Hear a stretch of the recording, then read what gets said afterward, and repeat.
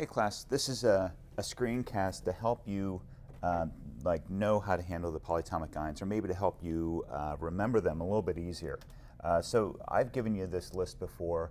This list has some duplicates on it, like we see carbonate further down, we see hydrogen carbonate or bicarbonate further down. So what I'm going to do is I'm just going to go through, first of all I'm going to show you which ones you have to know, because they are the most common, and there's 17 of them, and I just want to make it very obvious which ones you really need to know.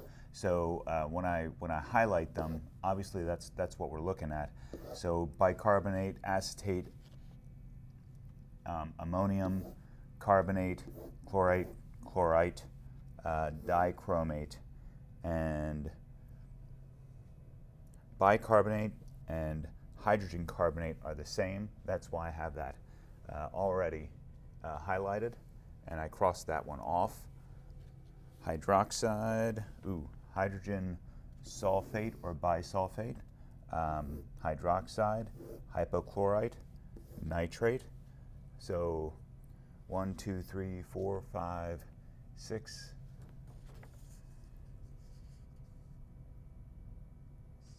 7, 8, 9, 10. So 10 on that side there. And then nitrite is another one.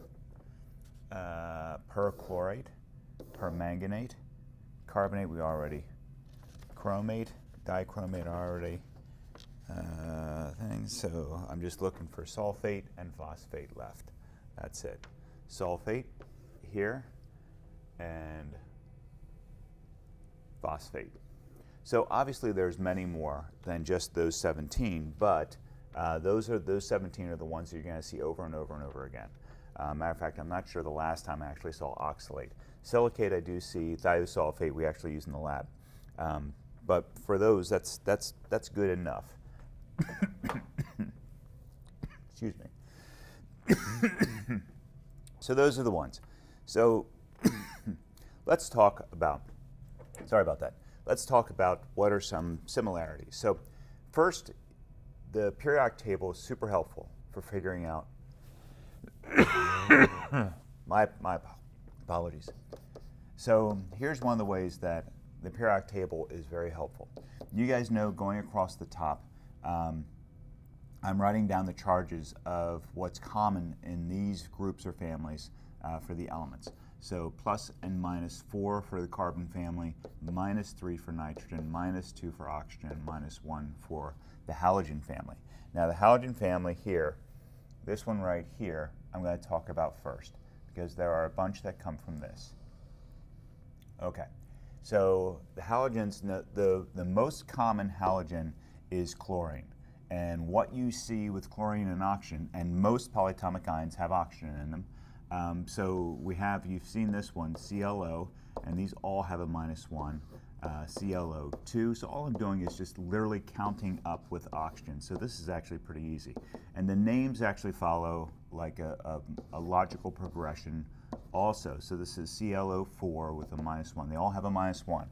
What's nice about this is that any of these with a halogen in them, which is group 17, which I have a box around, any of these with a halogen has the same charge as the halogen does. So if it's a chlorine polyatomic ion, it's got a -1 charge. If it's an iodine polyatomic ion, like IO3, it's always going to be a -1. So if you have a periodic table, you can tell what the charge of the polyatomic ion is going to be.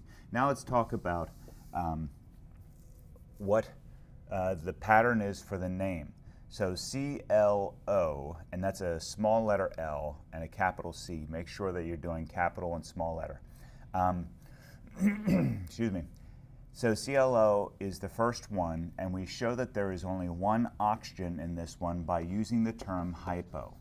Okay, so hypo comes before and then chlor, because this is chlorine, and then it ends in an ITE. So you will see for polyatomic ions that it ends in either an ITE or an ATE. When it ends in ITE, that means the element other than oxygen is at a lower oxidation state. Now what does that mean? That means that there's a charge, right? We know that ClO has a -1 total. Well, the charge for chlorine and the charge for oxygen mean like they combine to give us a total charge overall. So that means that if the whole thing equals a -1, that 1 chlorine plus 1 oxygen equals a -1. Oxygen is always a -2. Okay, so when we add -2, this must be a +1. So chlorine's a +1 because the whole thing then equals oxygen. The hypo means chlorine is at its lowest oxidation state.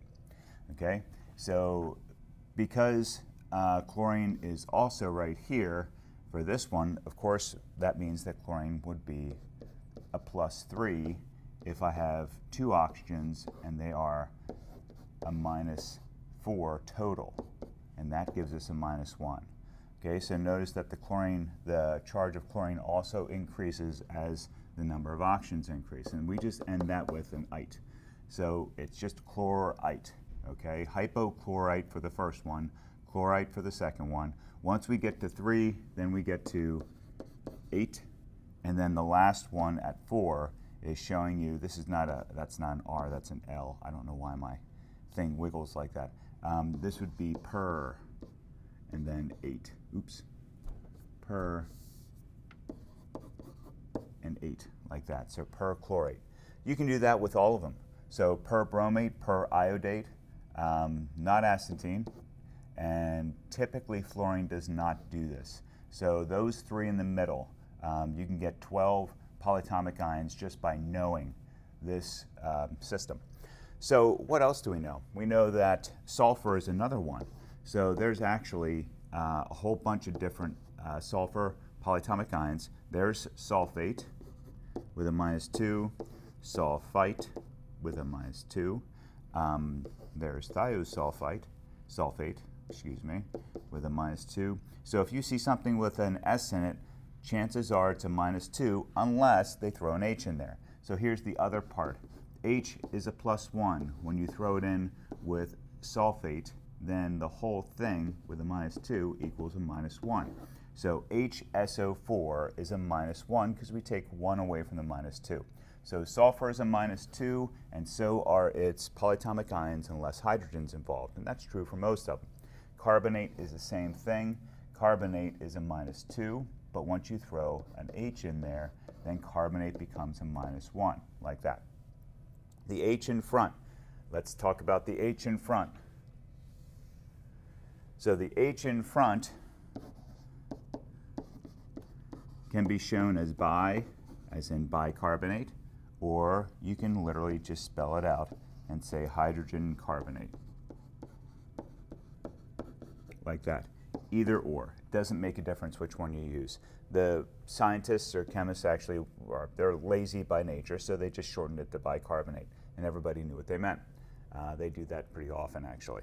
So I'm trying to think if there's anything else. There's nitrate, chromate.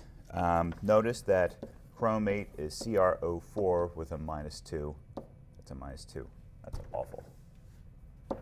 There we go, -2. But dichromate almost seems like it's twice the chromate, so it's Cr2, but then we lose 1 oxygen. So dichromate is Cr2O7, not Cr2O8. Okay, so Cr2O7 -2. Permanganate is another one that's kind of odd because we see the per and we do get the 4. So the manganate is manganese, obviously, like that, capital M and then small letter N. And then oxygen, and per means 4, and we have a -1. So this one kind of follows the rule for the polyatomic ions for group 17, the halogens. It does actually follow the rule, but it's one of the weird ones that does. The one that you definitely need to, here's the ones that you're going to see all the time, and you see like out in the world. So this is stuff that you see hydroxide all the time, you see nitrate all the time, you see nitrite, even that you see all the time, and you see sulfate. So you could probably get through maybe 60-65% of everything we do knowing these 4 inside and out. So please know these. You will see phosphate, but not as often. Chromate, not as often. And the chlorates and the chlorites, not as often. The only other one I want to talk about is the only one that's positive. and that would be ammonium. So that should really stick out in your head. Now, ammonium is simply ammonia, which is a compound, like water is a compound. Oops, I just spelled it the same exact way. Bonehead. Ammonia is NH3, and there is no charge with that. It's a compound, just like water is. Okay, so that's the difference between ammonium and ammonia. All right, hope this helps. Good luck on the quiz on Wednesday.